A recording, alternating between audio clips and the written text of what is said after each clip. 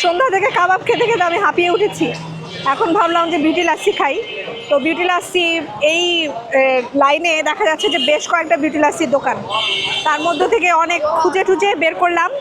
আমি আপনাদের একটু বলে রাখি, আমাকে যেইভাবে ডিরেকশন দিয়েছে আপনারা যারা জানেন তারা কমেন্টে শেয়ার করবেন যে আসলে ঠিকঠাক আসলাম কিনা। এই যে ডাস্টবিনের ঠিক উল্টা পাশে এই যে সবুজ রঙের লেখা বিউটি লাস্সি অ্যান্ড ফালুদা, এটা নাকি আসলটা।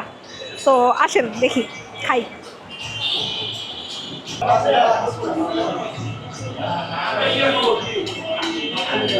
আসলে এখানে এই সমস্ত জায়গায় খেতে আসলে হাইজিনের বিষয়টা এত মাথায় রেখে আসলে খাওয়া উচিত না, তাহলে আপনি কি বলবো, আপনার ভক্তি হবে না।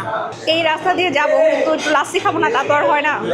তো অনেক কষ্ট করে অরিজিনাল বিউটি লাস্সি কোনটা খুঁজে আসলাম, যা এরা অরিজিনাল কিনা। তারপরেও অরিজিনালিটির বিষয়টা বাদ দিয়ে দেখি খাই।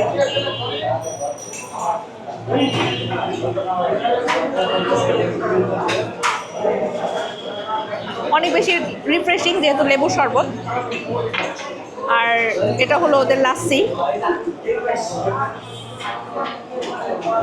বলে রাখি এই লেবুর শরবতটার মধ্যে সম্ভবত তারা গোলাপ জল দেয়, গোলাপ জলের একটা ফ্লেভার আছে।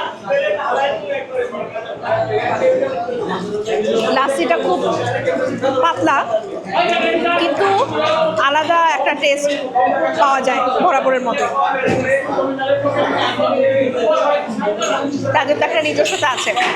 মুখে দেখা যাচ্ছে যে স্বরের মতো কিছু একটা বেজে বেজে যাচ্ছে, ওটা ভালো লাগছে।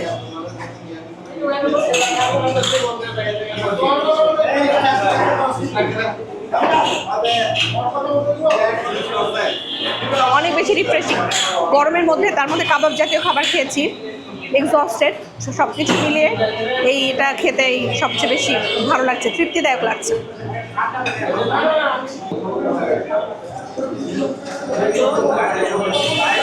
গোলাপ জল মিশ্রিত শরবত,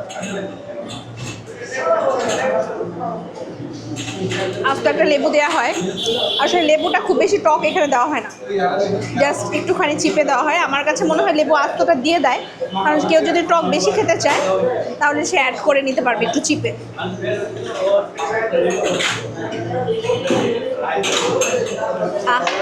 বিউটি লাস্সির আসলে আলাদা করে বলার কিছু নেই, সবাই আপনারা চেনেন জানেন। সো আমি আসলটাই খেলাম কি নকলটাই খেলাম সেটা অবশ্য বলতে পারেন আপনারা।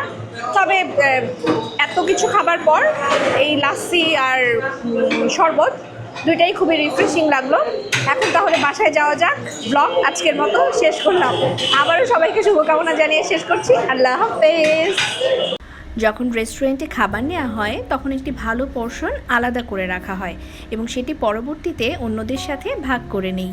অনুরোধ রইল লাইক, সাবস্ক্রাইব এবং শেয়ারের।